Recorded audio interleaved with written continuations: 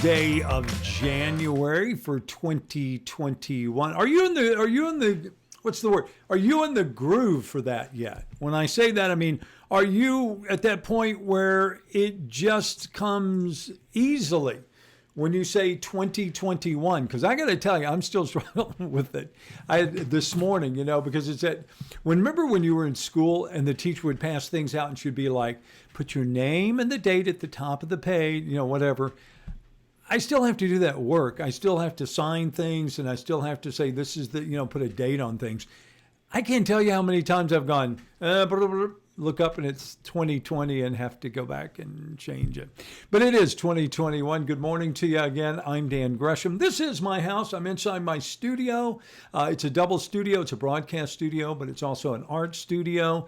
So it's always fun to kind of be in this room for whatever reason. Certainly invite you to join us this morning. If you would like to comment, you want to tell us where you're at, what's going on.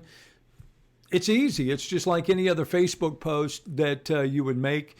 You just go to the bottom and click it on. Can you bear with me for a second? Because I need to make a slight adjustment there. I don't normally do that, but I felt the need to kind of bump us back a little bit. There you go. So let's talk about what's going on this morning. We want to catch up on what's happening in the headlines, of course, and some observations. And if you agree with me, tell me you do. And if you don't, tell me you don't. You're not going to hurt my feelings. I don't have a problem with that. But I think I don't know. I'm looking at this and I'm wondering, why is this vaccination thing so confusing? Why is it so confusing? I don't understand. I spend half my day answering questions of other people going, where do I find it? What do I have to do? Do I have to sign up? Are they going to call me? Will I know when it's my turn? Have we just done that bad of a job as a country in disseminating the information and telling people what we're going to do? Is it just the fact that it's that messed up that we don't know what we're doing or how we do it? I mean, because you keep reading these stories where they say, 500,000 doses have been distributed to this particular place and 20% have been administered. But yet I hear all these people asking me, how do I get one? Where do I go? What do I have to do? What's the disconnect there? I think we'll talk about that some this morning, obviously. We also want to talk about what's going on in our headlines across Southeast Texas, which, of course, is also pandemic and or COVID related. And we will also talk about whatever's on your mind this morning. Plus, a very interesting story for people. If you're one of those Fixer Upper fans, you should get ready because Fixer Upper is coming back. If you're a Joanna Gaines person, you're in luck because there's some stuff coming your way. We'll tell you what that is coming up in a moment. First, let's say good morning. Marie Jackson, good morning to you. Tammy, good morning to you as well. It is Wednesday. Hi, Kim Dixon. Diana Jones is here. Legum Barnett is here as well. Also, Donna Jones, good morning to you. I'm sure she's talking about the COVID vaccination stuff. Sheila, good morning to you. Virginia says, good question when it comes to the COVID issue. Jamie, good morning. Also, Mike Carr is up this morning. Wayne Matthews is up this morning. He obviously, I'm not sure what it is, but he's not happy with me apparently. Also, Carlene Purdue, good morning to you. Jennifer Naylor, good morning. Lonnie King says, the health department will be delivering vaccines on Friday. Hurry, call in to set up your appointment. They only have a limited supply. Here's my question, Lonnie King. How did you find that out? From what I understand, from hearing the conversations with the Jefferson County judge, essentially the onus is on the individual. You're responsible to find out where it is, who's doing it, how they're doing it, and how you're going to get it. That's where my issue comes in. I don't think that there's been a good job done of disseminating information, and part of that is on me because I haven't been able to pass it along to you. I'm seeing stories, and I think we have some on, let me just refresh that real quick, KFDM, We're doing stories about, vaccination distribution, blah, blah, blah. But as far as telling you, okay, immediately call the health department. Well, which health department? County health department, city health department, which county, which city? And why are we doing this? Why is the distribution of vaccine going through private business? Why is it at CVS and HEB? Well, Dan, because they have the capabilities to store these vaccines, which other people don't have. Yeah, but couldn't you contract with them to store it and then let somebody else administer it? I mean, why are we at fire departments or at, I don't know, schools? I mean, I get it. It's a contagious, disease, so you don't want people standing there all together. But also, why aren't we doing what they've been doing up in Dallas-Fort Worth? Using some of their, entertainment complexes and or sports venues to host these vaccine drives. People pull up in their car, don't ever get out. Somebody comes out, gives them a shot. I'm just asking questions. I mean, it's easy to armchair quarterback. It's easy to second guess when I'm sitting here at home. I'm not the guy who has to call and go, okay, how many doses do you have? We need a driver to take it from here to there. No, the logistics has to be a nightmare. I get that. But haven't they had months to work on this? Haven't they been talking about this for almost a year? Does it not boggle your brain to think that we wouldn't have a fine-tuned plan in place when it came time? Yeah, if you don't want the vaccine, I get it. But for those who are clamoring for it, who do want it, to say it's on you, you're going to have to call all the HEBs every day and find out. You're going to have to, you know what I'm saying? It seems like it'd be, and here's the other, one more. When they say, I understand first responders, frontline workers, right, they should be the first ones. I don't think any of us would argue. Nursing home, I don't think anybody would argue. But then when you get to the next step and you say 65 plus, that's a huge segment of the society in this country. That's a huge demographic. It seems like they would have said something more like, okay, we'll do 80 plus, give them a week, A through K, K through Z, on certain days at certain places, make an appointment. And then you would have done 70 plus, 60 plus. And then you would have smaller demographics, less people with demand. Obviously, there's not enough vaccine right now to go around. We get that. But when you hear these stories about having vaccines distributed but not administered, that hurts confidence. That hurts people's confidence in what you're trying to accomplish. But again, post up your comments this morning. These are my thoughts. This is not a newscast. This is Dan at home. This is Dan off the set. This is Dan just, again, making observations. I'm not criticizing. I'm just, why is it that some places have it, others don't? I went on the map this morning. Yeah, and there are maps that you can go to. And it shows, these are the places. But it doesn't tell you how to get in line. It doesn't tell you how to get on the list. It just says something like HEB got 400 doses pending. Here's a website for you to sign up.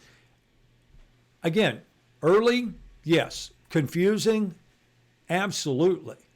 But isn't this one we should be asking questions so that moving forward, hey, there's a plan and we all know what the plan is? I don't feel like anybody explained it to us. I don't feel like anybody said, okay, and if they did, maybe I missed it and it's my job to be able to tell you. And I feel like I tried to be informed. Again, it's out there, I guess, and I'm just not seeing it. Maybe you aren't either. But let me know your thoughts this morning, where you stand on this. Do you feel like, you've gotten all the information you need to know what's going on when it comes to vaccines? As I pointed you to, several things that you can look at. There's a comment from Jefferson County Judge Brannick in there. If you want to see that, you can. You can also go in and look at, we lost a good one. This man has spent a lifetime in a business that I have spent a lifetime in. And it's really interesting. We have worked in the same city for years, and my exposure to Tommy Mazzillo, our jammer, was very limited. Maybe it was because we worked in the same realms, but we worked in the same time. I'm not sure why. But I certainly knew him by word. I knew him by his voice. I knew him by the deeds that he did in his community. And it is sad to say that he has passed away after a battle with COVID-19. If you don't know, Tommy Mazzillo was a longtime radio personality here in Southeast Texas. I think going all the way back to the days of B95 and then Q94. He worked for some record companies for a while and left the area, and then he came back. And for years was running buddy with Brandon Shaw. And Brandon, my heart goes out to you this morning. It does. Because I know you guys were very, very close, and I know it was one of those situations. And I don't think people, if you've never worked in a partnership, a true partnership with somebody where, it's you and maybe a couple other folks in the building. And yeah, it's a very tight relationship. It's a very close relationship. So again, to his family, his kids, to his girlfriend, I know this comes as a tremendous shock, and our thoughts certainly go out to you. But they also go out to every other patient that's in the hospital. And let's talk about that for a second. Do you know that, I know people don't want to talk about, the numbers, this number, that should make it real for you. That voice you heard on the radio, that should make it real for you. That person is no longer here. And you can say, well, he already had issues. No, he had underlying complications, absolutely. But that doesn't change the fact that the COVID virus hastened his death, and now he's gone. Or that hospitals, 1 in every 5 beds is now occupied by somebody who has a COVID-related issue. In Jefferson County, remember when we were talking about days when it was, 9%, 9% of the hospitalizations in our counties are, it's now better than 20%. In fact, it's closing in on 25%. We have 7 ICU beds available in a 9-county area. 7. And again, overwhelming the healthcare system becomes an issue. That's why we continue to watch that. All right, let's take a look at some of the other comments coming in this morning. Diana Jones says, it's the government. Always hurry up and wait. Brenda Cagle says, good morning from Tennessee, a Texas girl. Well, hi, Brenda. It's nice to have you with us this morning. I think you always mix Texas when you leave it, right? No matter where else you go, Texas is always home. You're always welcome here. Thelma McClellan, there was never a rollout plan in place. I'm not sure, Thelma, if there wasn't. I think there was one in place. I just don't think they did a very good job of getting the message to the masses, of what it was. Tammy, well, thank you. Carlene says, apparently not. Dinah Jones, give me a hard time this morning, Dan, for governor. Lonnie King, my bad. In Jasper, I was told yesterday we were already scheduling people for Friday. Listen, that doesn't mean that you're not, Lonnie. Here's part of the problem. When we're talking about COVID vaccines, it's every location is different. What's happening in your county is different than might be happening in my county. What's happening in Northeast Texas is different than what's happening in Southeast County. Again, to me, that's the disconnect that's going on. Sherry Shirley, I agree. Where's the plan? Tom, good morning in Illinois. I assume that's where you're watching this morning, and I appreciate that. Christina Moreno, and Christina, a big one, asking this morning, tell me, Dan, what do you think about the schools having all these kids attending after Christmas break? Seriously, my family stayed home, but you already know not everyone else practiced social distancing. It's sad. Rest in peace, Tommy. I think every person, Christine, from the very beginning of this pandemic has had to make those decisions and those choices.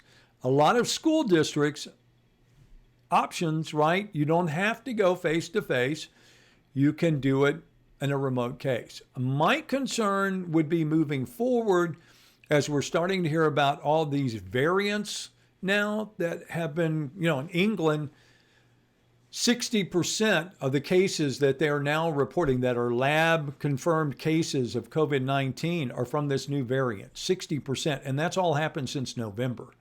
And of course, if you're not paying attention, you may not realize the UK is shut down. They're shut down until mid-February. National shutdown. Scotland, national shutdown. Other countries saying they may have to follow suit because of, again, the crisis that's playing out in their hospitals. Also this morning, Barbara Woodson says, good morning, Mr. Dan. Good morning to you as well. Again, it's out there this morning. As I mentioned, there are people that have gotten vaccines, but not nearly the amount that you would have thought if it's available. Maybe it's not. Maybe that's the problem. Maybe it's real. I don't know. But again, the question is just real boiled down, real simple. What's going on? How's this supposed to work? I will make a promise to you. I will do the best I can to try to keep you informed. I'm wanting information too. All right, so let's go back, check out a couple of things before we get out of here this morning. As I said, KFDM.com, good place to go if you want to find out more about what's happening in Southeast Texas.